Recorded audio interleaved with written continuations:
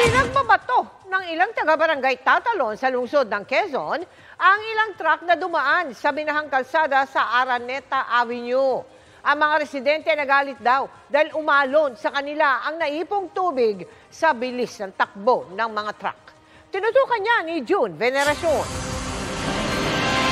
Ayun na, basag na yung yung windshield, kawawa. Hindi lang ulan na dala ng bagyong Paeng ang bumagsak noong linggo ng madaling araw sa Araneta Avenue sa barangay Tatalon, Quezon City. Umulan din ng bote, bato at kung ano-ano pang pwedeng ihagis. Ang target, mga dumaraang truck sa gitna ng mataas na baha. So, nako, padurog-durog na. Ayun na. Base sa nasaksihan ng isang vlogger, nagalit umano ang mga residente sa mga truck driver na mabilis magpatakbo. Alon. Ayun.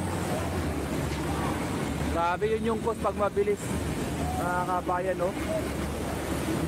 Parang ano dito, nagbabagyo. Bagyo na nga, babagyumin pa.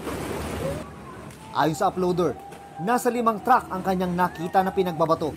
In-advise din ng mga barangay na dandaan lang kasi nga may mga tumatay na evacuate saka yung nag-create kasi ng alon yung sasakyan kaya bumubunggo yung alon sa mga bahay-bahay na nagkaroon na ng komosyon dun sa kabila, nagbabatuhan na.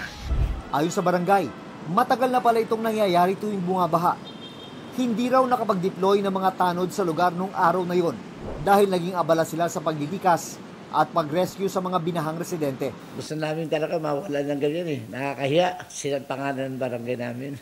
Sabi ng Station 11 ng Quezon City Police District, meron na silang natukoy na 5 suspect matapos may magreklamong 2 driver sa kanilang presinto.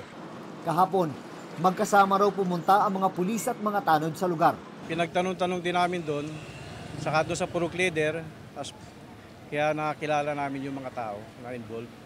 Ito ang pinakamalalim na bahagi ng Araneta Avenue dito sa Quezon City kapag bumabaha.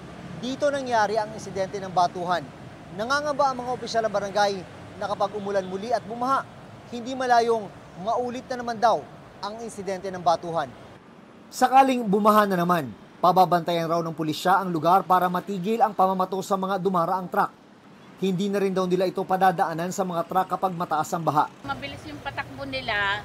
Talagang umaalon, nakatatlong palit na ako ng pintuan namin dahil nababali. Pag ganyan baha, wag na niya pumasok. Dahil kasi nakakasira yung truck din. Ayon sa ilang motoring website, delikado ang pagmamaneho ng mabilis kapag may tubig sa dinaraanan. Pwede kasing mawala ng kontak ang gulong sa kalsada, dumaos-dos at mawala ng kontrol sa sasakyan o yung tinatawag na aquaplaning. Hanggat maaari ay huwag nang tumuwid kung baha ang daraanan. Kung hindi maiwasan, alamin muna kung gaano ito kalalim at kung kakayanin ba ito ng inyong sasakyan. Magminor lamang at dahan-dahang tumawid. Unang-una, for safety rin ng sasakyan yun na hindi abutin yung makina, abutin yung sa intake o sa tambutso. Kasi pag pinasok yun, may posibilidad na tumirik yun o may stuck sa gitna. Mas maraming gastos sa mangyayari. Para sa GMA Integrated News, June Veneracion, nakatutok 24 oras.